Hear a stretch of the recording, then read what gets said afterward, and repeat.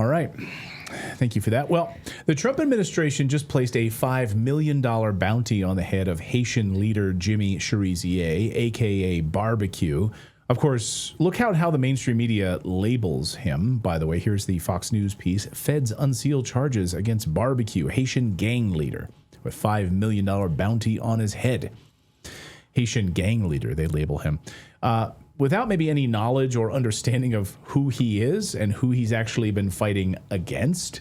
Maybe the puppet government there, but we'll talk about that. More on that part in a minute. Here's the indictment. A U.S. Attorney Jeanine Pirro on Tuesday announced an indictment in Washington, D.C., accusing Jimmy Barbecue Chérizier and Bazile Richardson, a naturalized U.S. citizen, of conspiring to send U.S. funds to finance Cherizier's Haitian group, what they call a gang. The Department of Justice said Chérizier is a fugitive and is believed to be in Haiti.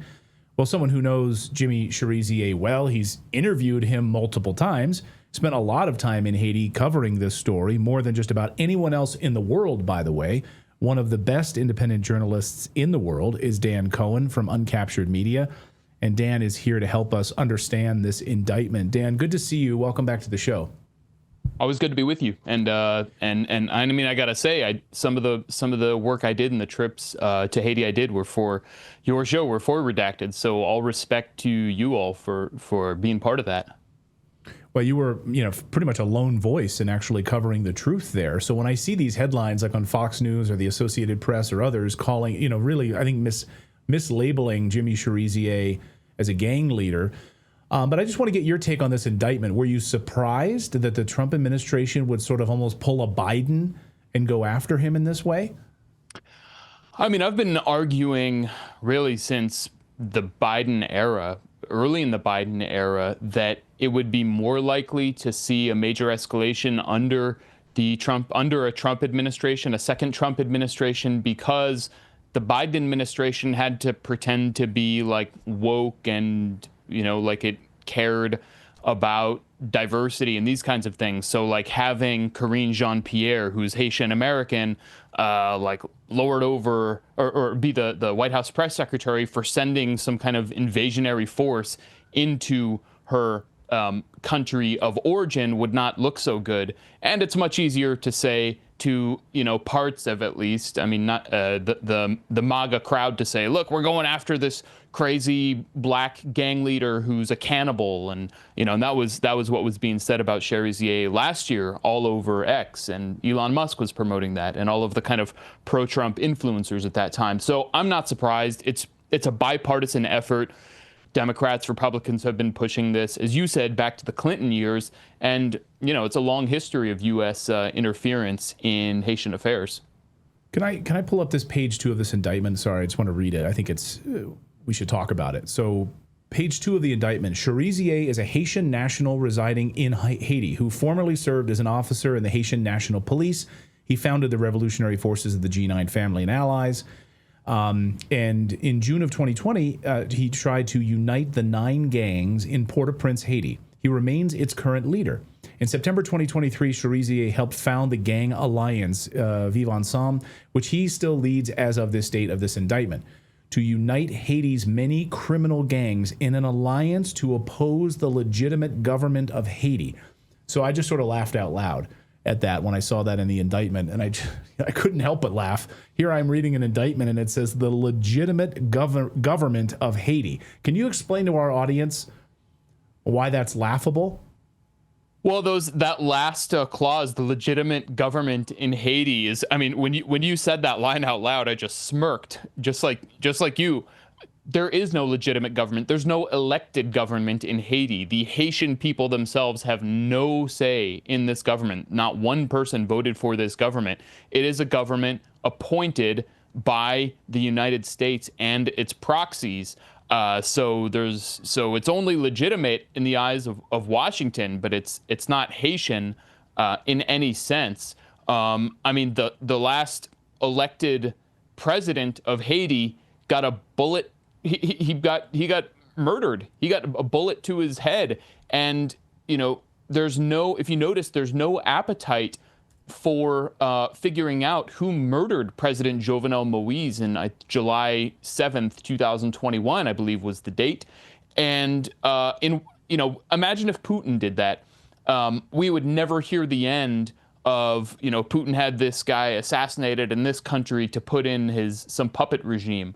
But that's exactly what happened, and U.S. fingerprints are all over that. And actually, the most prominent person who has been demanding justice for Jovenel is Jimmy Chérizier. So that kind of says a lot. But it's a totally absurd, just a massive lie to call the regime in Haiti a legitimate government.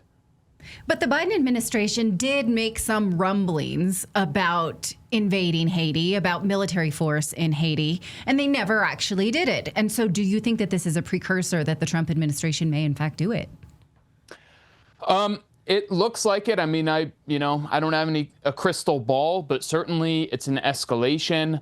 The thing that I take away from this is it kind of reeks of desperation. I mean, they're talking about Jimmy Chérizier as some kind of big gang leader who, must have powerful connections to the outside world. If he doesn't have any popular support, if he really is some criminal warlord like they say, he would be getting large amounts of money from some foreign countries, some foreign oligarchs, something.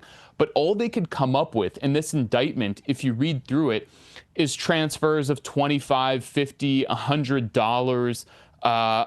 Some of them are one or two, or there's one for like $4,000 that are not even sent to Chérizier, but are sent to an unnamed Haitian, supposedly for the benefit of Chérizier.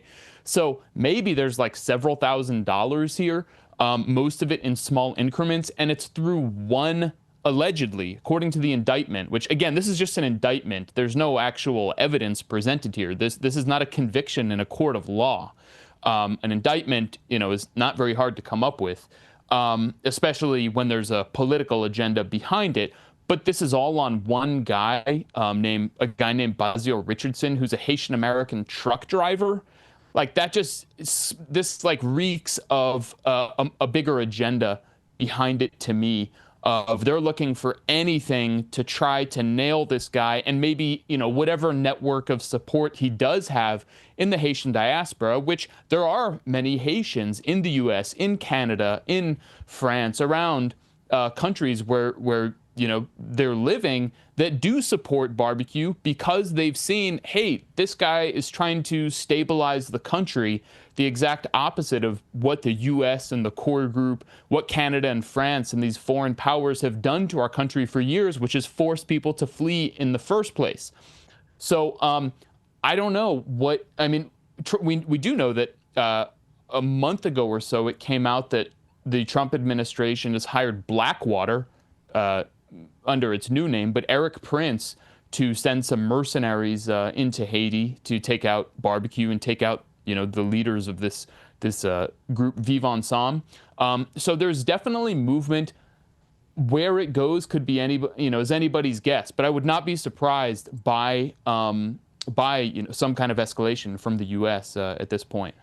So, ladies and gentlemen, our bodies are under attack, and not just from the air we breathe or the food we eat. We're being exposed to mRNA technology injected into our food supplies, spreading through shedding, now 5G radiation, saturating our environments with frequencies we still don't fully understand.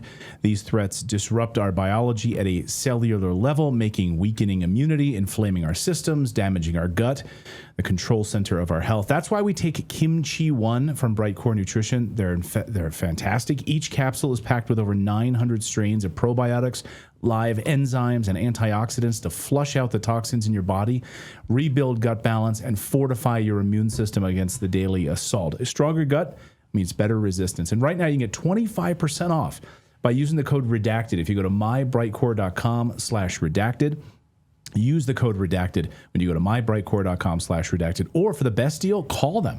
If you call them, you get 50% off and free shipping, even a free bottle of vitamin D3 with your order. Call 888-404-6312 to get up to 50% off and free shipping for their best deal yet. Detox your body, rebuild your gut, take your health into your own hands starting today. What about intelligence? A lot of people in our chat room are asking about the CIA. Funneling money or trying to, try to entrap him or do something like that. I mean, the CIA is maybe the largest criminal organization in the world. led by Satan, led by demons, for crying out loud. I mean, I wouldn't put it past him being in some involvement here in Haiti. What do you make of maybe intelligence, operatives there in your? I mean, I don't know when's the last time you spoke to Jimmy Chérizier. You've interviewed him, you talked to him. Do they think like U.S. intelligence is actively involved in Haiti somewhere in Port-au-Prince or otherwise?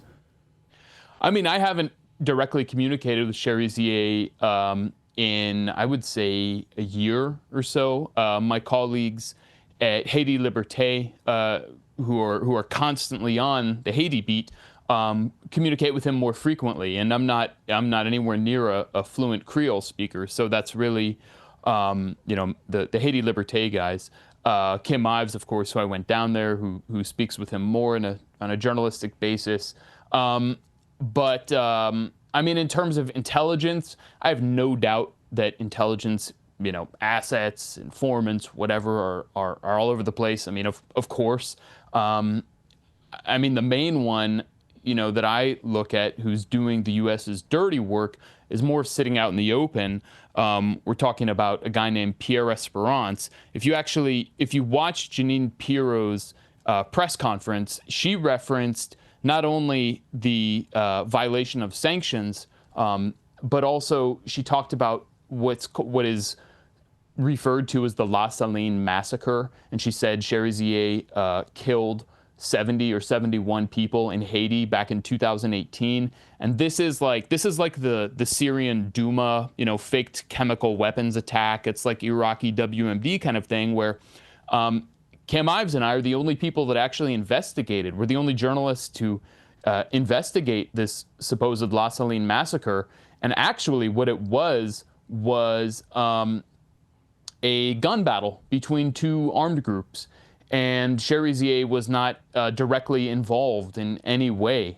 And according to the U.S. government-funded and open society-funded human rights groups, that they came up with this narrative. They crafted a narrative basically for the U.S. that Chérizier was the author of this heinous massacre against innocent civilians.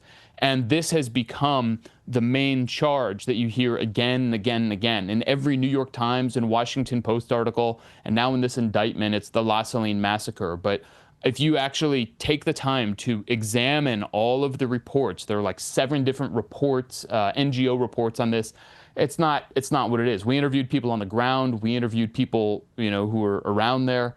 And there's just not a shred of evidence that this was actually a massacre. And so this guy, Pierre Esperance, he is the head of the primary NGO. He's a very well-known guy in Haiti, and he travels to Washington frequently. He's the guy who I would say is more of like, an asset of the U.S. Embassy. And there are a few like him. So that's what I would look to. Dan Cohen, and by the way, if people want to dive deeper into this, you've done incredible documentary work on this. Where can people go to learn more about Haiti if they want to educate themselves on this? Firstly, I definitely recommend checking out Haiti Liberté, and they have a new article that examines the claims in the indictment, the work of Kim Ives and Bethany Dupont, and support them. They're a small channel that works very hard, is very dedicated. I co-directed a 3-part documentary on Haiti where we thoroughly examined the claims not only of the La Saline massacre and other claims against him, but we examined Chérezier's rise from his transformation from cop, he was a police officer, to #1 target of the U.S. And that series is called Another Vision Inside Haiti's Uprising. You can watch that for free on my Uncaptured Media YouTube channel. And I also highly recommend watching the lengthy report, which is, we call it Another Vision Episode 4, that we did for Redacted back in 2022, which I think is called like Special Report U.S. Invasion of Haiti, something like that. And then we actually did another piece on the creation of Vivre Ensemble, the rise of Vivre Ensemble, when Chérizier was able to unite these rival armed groups to take on the oligarchy. We did that on Uncaptured Media as well. So that's on my YouTube channel. So you can find it all there. And I think if you actually just go to uncaptured.media, that'll take you to my website, and it's all listed there too. Incredible work as always. And if anyone wants to educate themselves on this, so when, you know, the mainstream media gets up there and just starts spouting like versions of a story and people just sort of spoon feed this garbage. Oh, well, they basically just repeated the indictment. Bad guy. Here we go. Yeah. Right. And so government indictment. Dan, great to see you as always. Thank you so much. Thanks a lot.